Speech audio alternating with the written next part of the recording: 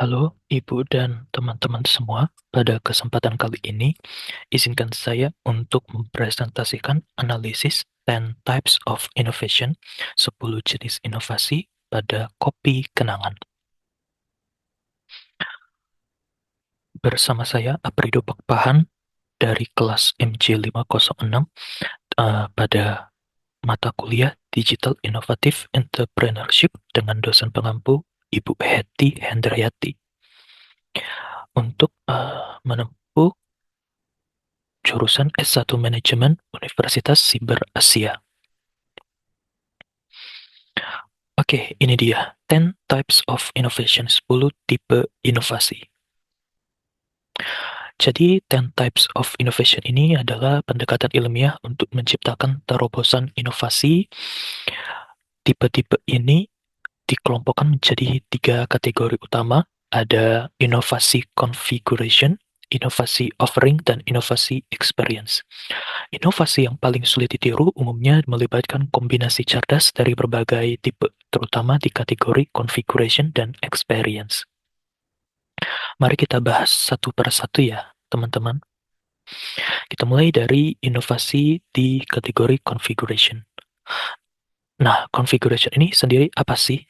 Ibaratnya itu adalah dapurnya perusahaan, sesuatu yang berada di internalnya perusahaan. Jadi perusahaan itu sendiri yang mengetahuinya, teman-teman. Inovasi configuration fokus pada sistem bisnis dan cara kerja internal perusahaan untuk memaksimalkan efisiensi dan efektivitas. Ada 4 ya di inovasi kategori configuration ini. Yang pertama, profit model, bagaimana perusahaan menghasilkan pendapatan dan menentukan harga. Ini bukan sekedar menaikkan harga, tetapi mengubah mekanisme pembayaran atau sumber pendapatan. Sebagai contoh, bioskop yang seperti yang sudah kita tahu ya, menjual tiket per film transaksional. Namun, dengan hadirnya Netflix dan platform semacam Netflix ini, yang sebelumnya kita membeli tiket bioskop itu sekarang ada semacam pergeseran budaya nih, teman-teman. Orang mulai, ya bisa dibilang mulai jarang lah ke bioskop karena kalau misalnya film udah tayang di bioskop, nggak lama dari situ bakal langsung tayang juga nih di platform seperti Netflix. Jadi ya bisa dibilang ngapain nih orang ngeluarin biaya mahal-mahal untuk pergi ke bioskop, toh pun nggak lama dari situ bakal tayang juga di Netflix. Nah, adanya perubahan mekanisme pembayaran seperti inilah yang awalnya ada penjualan tiket per film menjadi mekanisme pembayaran yang langganan, langganannya di Netflix gitu, biaya bulanan. Nah, Netflix ini melakukan inovasi profit model.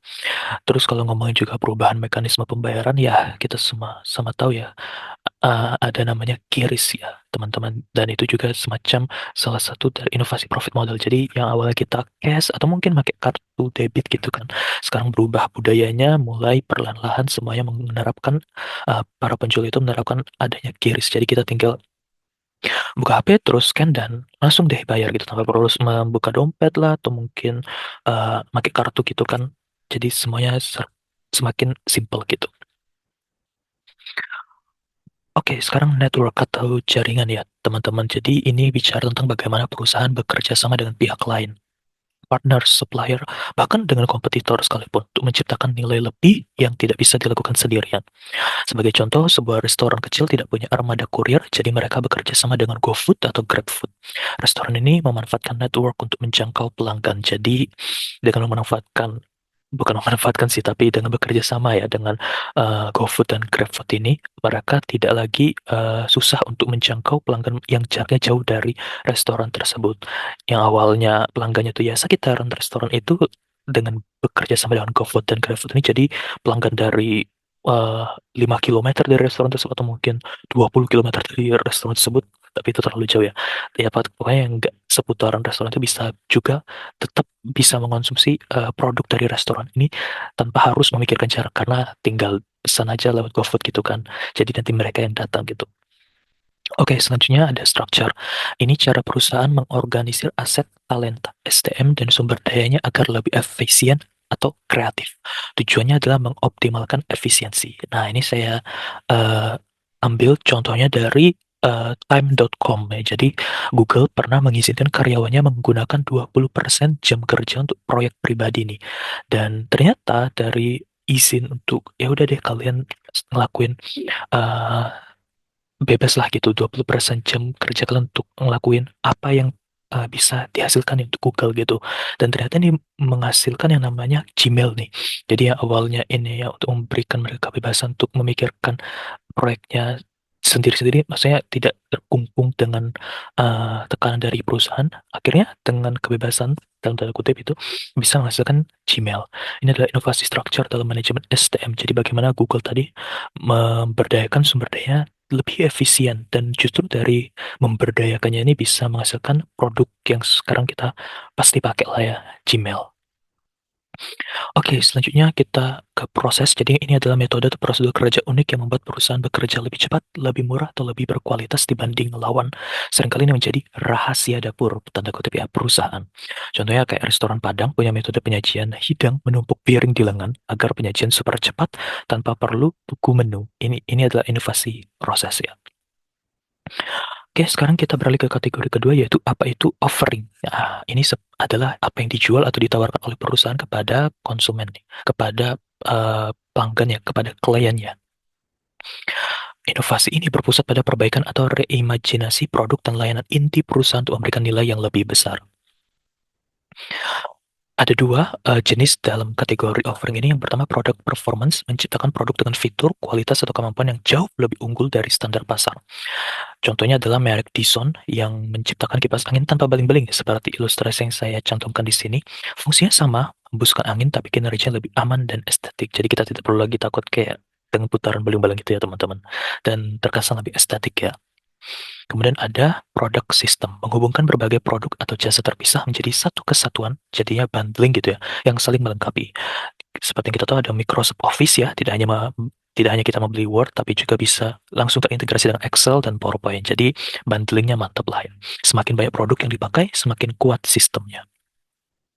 Dan kategori terakhir adalah experience. Jadi bagaimana perusahaan itu seolah-olah menjadi pelanggan. Jadi ketika mereka itu mengeluarkan produk, menawarkan jasa, ya mereka tuh harus bisa tuh kayak produk yang mereka keluarkan ini bagaimana ya experience yang dirasakan oleh pelanggan gitu. Jadi mereka harus bisa seolah-olah menjadi pelanggan itu sendiri gitu. Nah, ini fokus pada interaksi pelanggan, merek, dan cara penawaran disampaikan, bertujuan untuk menciptakan keterlibatan yang lebih dalam dan akhirnya nanti adanya loyalitas dari pelanggan. Apa saja jenis inovasi dalam kategori ini? Yang pertama tentu servis ya, layanan. Cara perusahaan mendukung pelanggan dalam menggunakan produk, memperbaiki masalah atau memberikan nilai tambah di luar produk fisik.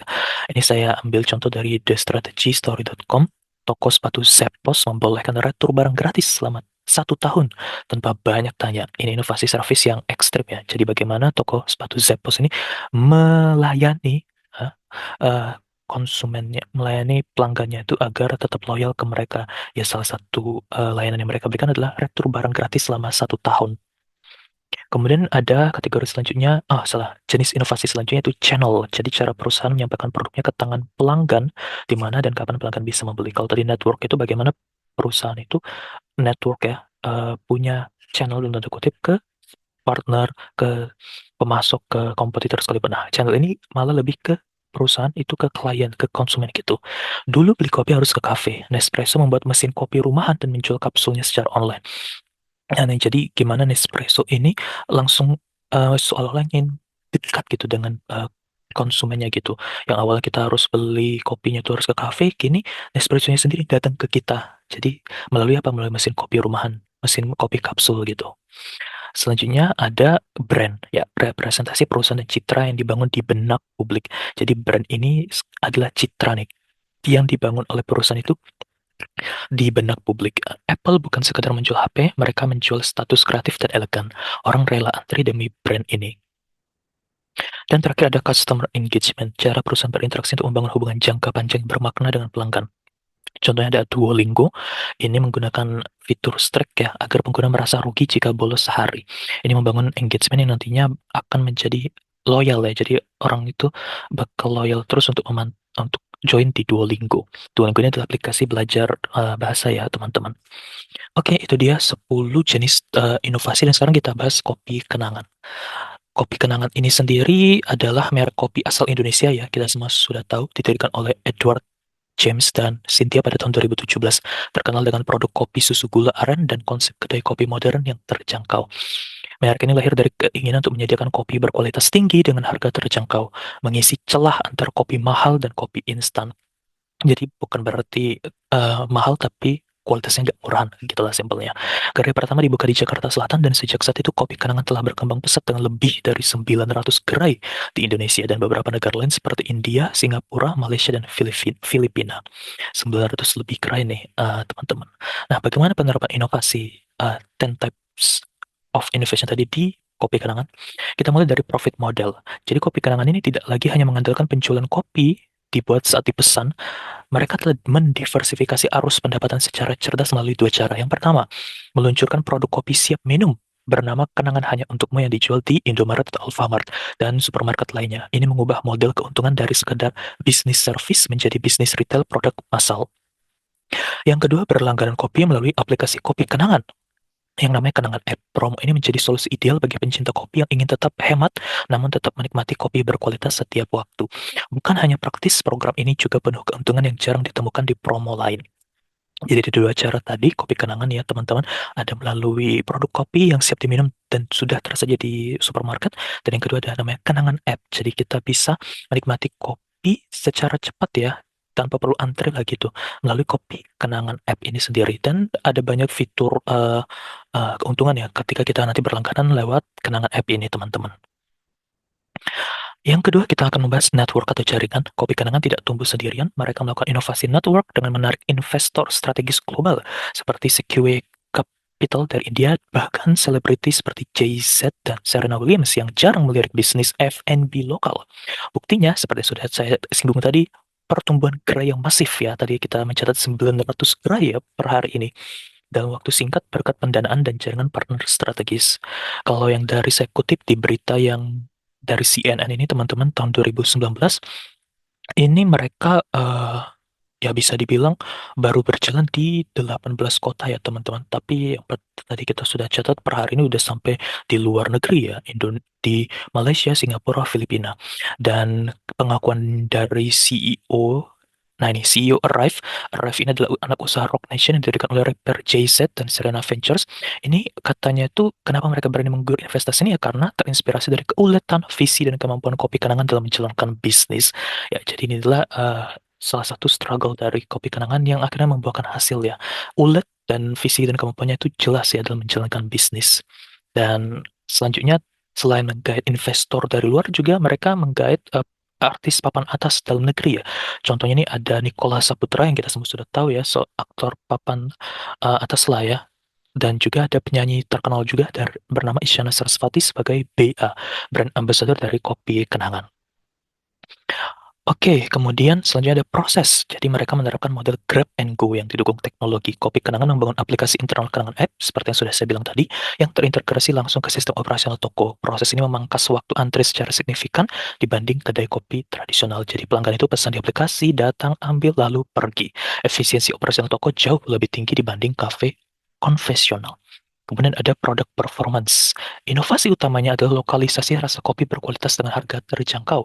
Contohnya es kopi Kenangan Mantan menggunakan gula aren asli, bukan sirup rasa biasa. Dan biji kopi lokal pilihan menawarkan kualitas yang mendekati specialty coffee internasional, tapi dengan harga kaki lima. Jadi murah tapi kualitasnya tidak murahan. Buktinya produk andalan mereka menjadi standar industri kopi susu kekinian di Indonesia dan ditiru banyak kompetitor. Selanjutnya ada channel, jadi Kopi Kenangan mengubah saluran distribusi kopi dengan strategi app first. Berbeda dengan Starbucks yang masih mengandalkan kenyamanan tempat duduk, Kopi Kenangan mengandalkan aplikasi mobile sebagai saluran utama penjualan untuk delivery dan pickup. Buktinya, aplikasi Kopi Kenangan, Kenangan App tadi menjadi salah satu aplikasi F&B yang paling banyak diunduh di Indonesia, memudahkan akses di mana saja. Yap, ini ya pernyataan aplikasi Kenangan App itu paling banyak diunduh itu datang langsung dari Menteri Pariwisata sebelumnya ya teman-teman, Bapak Sandiaga Uno. Jadi bukan pernyataan yang asbun gitu ya, tapi memang langsung datang dari seorang menteri. Jadi ya dia bilang kalau misalnya aplikasi kopi kenangan tercatat sebagai aplikasi kopi yang paling banyak diunduh dan berhasil meraih peringkat terbaik di Indonesia, kata Bapak Sandiaga saat menjabat sebagai menteri di periode sebelumnya. Dan ini saya highlight juga ada kopi kenangan baru saja menjadi unicorn kategori F&B pertama di Asia Tenggara. Jadi penghargaan, ya pokoknya kopi kenangan ini adalah brand yang tidak kaleng-kaleng lah teman-teman. Ini dia brand. Kita tadi sempat ngomongin brand ya. Ya, kopi kenangan ini juga punya merek ya. Maksudnya itu kayak menamakan merek kopi mereka tuh juga tidak umum gitu, tapi agak nyeleneh lah. Misal kayak kopi kenangan mantan, kopi kenangan masa lalu, kopi kenangan menikah, dan sebagainya. Branding ini sangat kuat menyasar target pasar Gen Z dan milenial Indonesia yang suka dengan hal relatable dan shareable di media sosial. Jadi nama menu ini unik ya, jadi bisa kayak word of mouth gitu. Jadi orang banyak membicarakan ini di mana-mana karena ya nyeleneh tadi ya. Dan sistem ini, pemasaran ini berjalan sangat cepat di media sosial. Kemudian ada customer engagement ya, keterlibatan pelanggan. Jadi ini dia contoh isi dari kenangan app itu sendiri, teman-teman. Jadi ada juga namanya program loyalitas ya, bernama Cinta. Semakin sering membeli, status cinta naik dan dapat keuntungan lebih. Mereka juga sering menggunakan notifikasi yang personal dan jenaka untuk menyapa pengguna. Nah ini dia, jadi kayak status cinta itu kayak dari kenalan, PDKT, apalagi tuh pacaran, tunangan hingga menikah. Jadi kayak semakin sering membeli, semakin nanti status cinta itu bertambah-tambah gitu teman-teman. Dan buktinya tingkat retention ya pelanggan yang kembali sangat tinggi karena adanya insentif poin loyalitas di aplikasi. Oke, sekarang tadi adalah penerapan inovasi yang berhasil ya, bukti-buktinya ada yang telah dijalankan oleh Kopi Kenangan. Sekarang apa tipe inovasi yang belum berjalan dengan maksimal dan ini adalah usulan yang mungkin bisa diterapkan ya. Yang pertama itu kita dari sisi structure ya. Mengingat Kopi Kenangan mengelola ribuan karyawan toko, tantangan terbesarnya adalah turnover keluar masuk karyawan. Inovasinya adalah membuat struktur internal university yang terdigitalisasi di mana barista bisa mengambil sertifikasi skill lewat aplikasi karyawan untuk naik gaji secara otomatis atau dipindahkan ke gerai premium atau kekenangan heritage. Nah, kenapa usulan tadi itu ya untuk mengubah struktur SDM dari sekedar buruh harian menjadi jenjang karir yang jelas, meningkatkan kualitas, layanan, dan konsistensi rasa di semua cabang. Kemudian dari sisi produk sistem. Ya, tadi kita sempat menyinggung tadi Nespresso ya teman-teman. Ya, bagaimana kalau misalnya inovasi yang telah dijalankan oleh Nespresso ini juga diterapkan di kopi kenangan gitu. Jadi tidak hanya menjual minuman jadi atau biji kopi, tapi juga bisa kopi kenangan ini eh, lebih masuk lagi ke dalam gitu, ke pelanggan gitu. Kayak ya bikin aja kayak mesin kopi kapsul seperti Nespresso dan seperti ilustrasi yang saya berikan ini teman-teman. Jadi tidak hanya mereka bikin kopi kenangan app tadi ya biar memang bercepat, ya, biar efisien gitu. Tapi bagaimana mereka juga bisa membangun hubungan lebih intim gitu dengan para konsumennya gitu. Dan ini juga bisa istilahnya tuh kayak bukan menjual juga tapi bisa mungkin menyewakan gitu kan. Kayak mesin sewa gratis tapi wajib beli biji kopinya rutin gitu. Nah, produk sistem seperti ini bisa memperluas jangkauan produk ke rumah dan kantor loh. Dan saat pelanggan sedang tidak ingin keluar atau memesan ojol mungkin karena hujan dan sebagainya, menciptakan ekosistem konsumsi kopi 24 jam. Jadi tidak terkungkung dalam waktu kerja saja. Dan terakhir ini yang lebih uh, vital ya, service. Manfaatkan data GPS pada aplikasi. Jika pelanggan memesan pick up, sistem akan mendeteksi lokasi pelanggan. Barista baru akan mulai membuat kopi tepat ketika pelanggan berada 3 menit dari toko. Ya, jadi kenapa saya memberikan usulan ini ya karena ya kita tahu lah, ya, saya pernah memesan kopi es dan ternyata sebetulnya mencarinya lebih cepat gitu kan. Jadi yang datang ya cuma kopinya doang gitu. Dengan ada teknologi GPS ini yang sudah ada di HP, inovasi layanan yang tadi saya berikan tadi itu bisa menjamin kopi diterima dalam kondisi perfect chill ya, masih segar sempurna tanpa waktu tunggu. Ini adalah service level tinggi yang sulit ditiru kompetitor tanpa teknologi serupa. Ya tapi jelas memang harus memiliki sumber daya teknologi yang mumpuni juga ya teman-teman. Oke, sekian presentasi 10 Types of Innovation yang ada di Kopi Kenangan beserta usulan yang saya berikan. Terima kasih atas perhatiannya. Selamat pagi, selamat siang, selamat malam.